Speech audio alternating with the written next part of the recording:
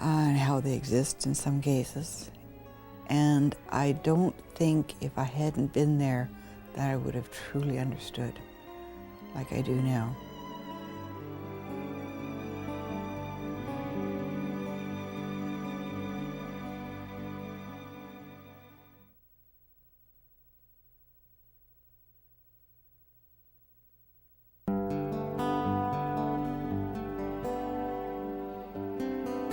I'm not sure if I was born in 1934 or 1936, but I believe I was 6 when my mother passed away. And when she died, my father was during the Depression, couldn't handle things, left, and we were scooped up and put into a foster home, in a children's aid and foster home. And so from 6 until I was 15, I was in a white foster home. And that's believed where I call that process where I was defeathered, where I was stripped of my Indianness. And when I was 15, I decided I had enough, and I knew I had relatives out in a reserve out in Saskatchewan. And at that time, they didn't have the Trans-Canada Highway, and I basically walked home. It took me in the summer a couple months to get out there, and I hitchhiked, walked, and then when I got out to my mother's reserve, I'm a grandson of a hereditary chief and come from a really good Indian family. I just walked in, and my uncle and them accepted me, and I started learning my culture again. And I got falsely imprisoned, and when I came out, I was so bitter and so angry. I became an H addict and alcoholic, cross-addicted, and I just wanted to get lost. And I thought by being an addict and that I would just escape reality. And I found out it was a hard reality being an addict and alcoholic. I think the turning point was I was in the Lethbridge gutter in Lethbridge, and I had no shoes. I was just a mess, just a real mess. And in a moment, just a few seconds of sobriety in my mind, my grandfather came to me, a vision of my grandfather, who is a Mistwasis, 5 generation. And when he came into my mind for a few seconds, he was ashamed of me. And I made a commitment to myself and to my grandfather and to my ancestors that I would turn my life around. I went to AA, I went to NA, I went to psychiatry. I started learning how to pick up tools and use them. And I started finding some other Indian people who were recovering and overcoming things, that I use them. And now I've become a role model where young people come to me, and in our culture, the storytellers are very important, so I tell my story. I'm considered an urban elder, medicine man, I'm storyteller, actor, and I have a place to pray out in Guelph. The purification lodge we call sweat lodge, but it's where you heat up grandfather rocks and then put willows, and it's covered, and it's very hot in there. Actually, it's become a very important part of my life. As long as I can breathe and walk, I'll be running the lodge. And it's not just for Indian people, it's for whoever comes and prays with us. I learned to be a good father, and now I've learned how to basically, most important, just to be a good person. And that's what I try to be, or I do. I am a good person. I don't try, I am a good person.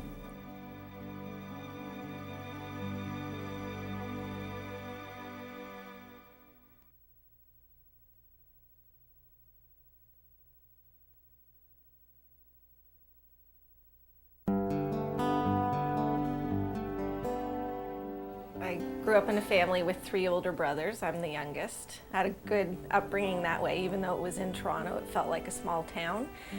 I did a Bachelor of Physical and Health Education at U of T, and then I went on to do my Master's in Recreation and Leisure Studies at Waterloo, which is where I met Mark, my husband. Well, really it all changed when Dylan was born. Right from even in the hospital. I had a really long labor of 42 hours, and so I was very, very sleep deprived when he was born. So in the hospital, I guess it was on the 2nd day, I just totally lost it. I actually stayed in the hospital for 5 days. So I think my doctor right away suspected I had postpartum depression. A week after Dylan was born, we went to the mall, and I had my first panic attack. I got into the mall, and it felt like the clothes racks were coming at me. So then I went to Toronto to live with my parents for 3 months and attended a day treatment program at East General Hospital for 3 months.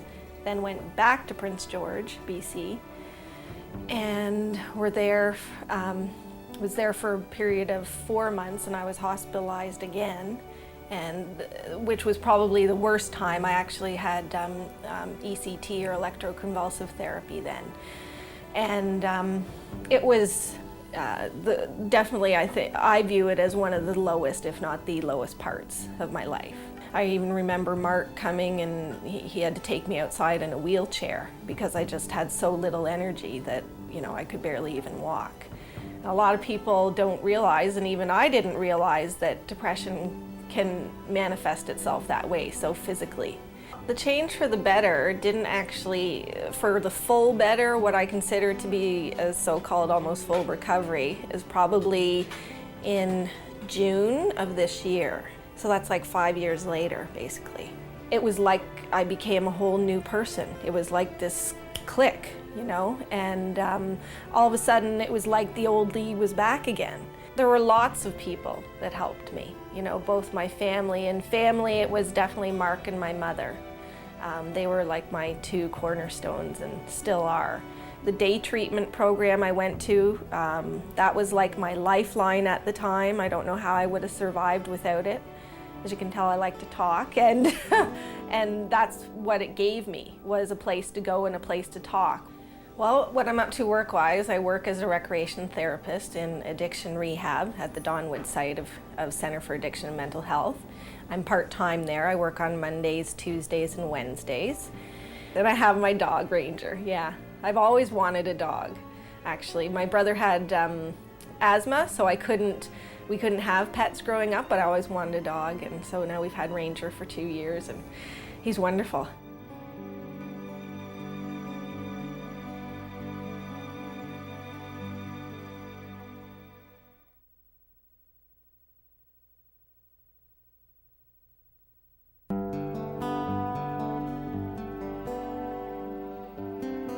Well, I was born into a family of 6 children. I was the third middle child, and my father was the manager of a theater that his family had started. And of course, all along that way, from the time I was 14, I was drinking. So I started very young, but certainly at university, certainly by the time I was 22 or 23, I could not stop drinking. I mean, I could not go a day or two without it. So it was always available and it was always there. But the young woman who stayed beside me through all of that, when most of my class thought I was a total idiot, which I probably was, but the one woman who stayed beside me, Peggy, was the woman I eventually married. And her comment was, by the time I was 21, that the only time she'd ever seen me happy was the second day of a 3-day drunk, which was a very witty statement.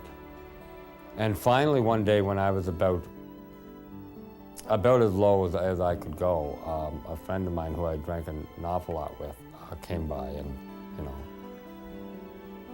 mentioned that maybe, perhaps,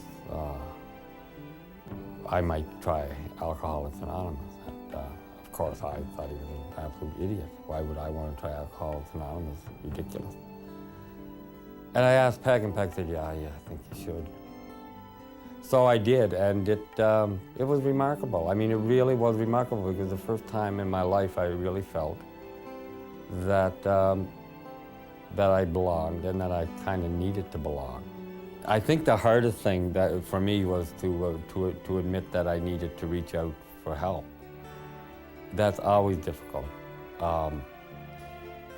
because I clung to the idea that I was a normal drinker for as long as possible, and even when I decided that I wasn't, I clung to the idea that I could solve it, that I didn't need anyone else. But it doesn't work like that. And there's a world of benefit out there for people, and they can reach out and grab it. And it's not defeatist to do that. You know, it's in the end, I think, a great victory. I really believe that. I mean, we have the kids, and John plays hockey, and Anton's into certain things, and that's all fine, and We have a house in the Maritimes we go to in the summer. And I love to fly fish, and we do that. And so it's fairly routine and fairly quiet, and I get my work done, and which is, I suppose, the way we're supposed to do things, so that's good.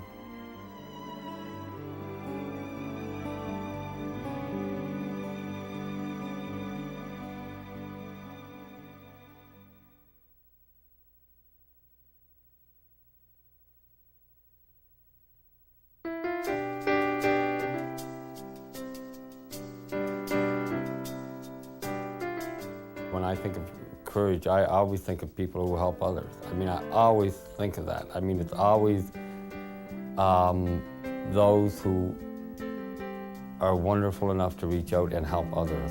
I don't view myself as particularly courageous, just very, very stubborn. I think the most important aspect of what I may have done is learning to accept help when I needed it. The courage is to get up and say, I can do it, and damn it, I'm going to do it. I'm going to make something, I'm just going to go ahead. It's going to be hard, I'm going to fall down, I'm going to pick myself up, and I'm going to continue. And the courage comes from not just me, but also having a really supportive spouse. Like, I really see Mark as a central part of me getting well and staying well. And it takes courage to, to overcome things and do things. And first, when I was told of this award, I was kind of embarrassed in a sense. And the reason I was embarrassed, because I felt that I should be doing these things anyways. Why should they reward me for doing what is right? But then I realized that, a lot of us don't make it through these addictions, and it does take courage. I think what hurt me the most is the fact that my family wouldn't accept me.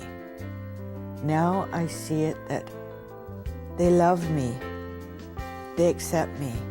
They may not understand the illness, but they still love me. And I think that took a lot of courage on my part. I don't know if that's the right word.